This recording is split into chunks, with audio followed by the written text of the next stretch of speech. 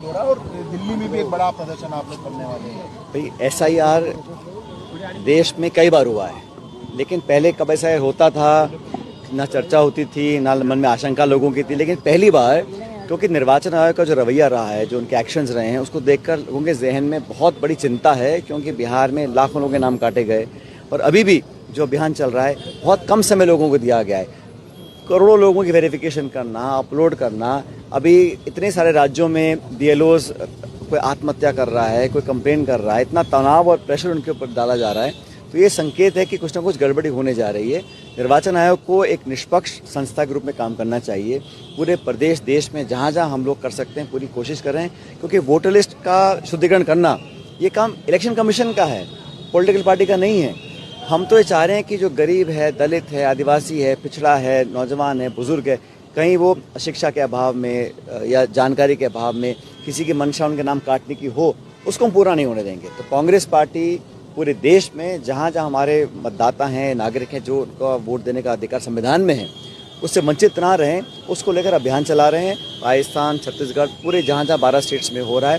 लेकिन देखने में आया है कि एक मकान में 100, 150, 200 नाम हैं, डुप्लीकेट नाम हैं, जो जिंदा है उनको मरा दिखाया गया है। जो सब प्रमाण के साथ राहुल जी ने कई बार ये प्रेस को भी दिखाया, देश को दिखाया है कि वोट चोरी हुई है, वोटर लिस्ट में गड़बड़ी हो रही है और इलेक्शन कमीशन के जो एक्शंस हैं वो संदिग्ध हैं।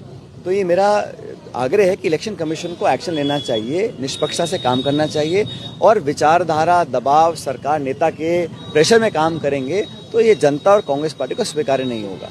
पायलट साहब, नेशनल हिदायत मामले में आज डिसीजन आना था, लेकिन वो 16 दिसंबर तक के लिए टाल दिया गया है। किस तरह देखते हैं इस पूरे मामले को लेकर जो लगा? भाई ये सब जुडिस मामला है, मैं कुछ नहीं कहूँगा, लेकिन ये बात सच है कि काफ़ी कुछ ऐसे हैं जो केसेस पॉलिटिकली मोटिवेटेड हैं। कांग्रेस पार्टी के नेताओं की छवि को, उनके स्टैचर को मतलब बेवजह धूमिल करने की कोशिश की जा रही है और अब से सालों से हो रहा है कि न्यायालय में हमको पूरा भरोसा है और न्याय होगा।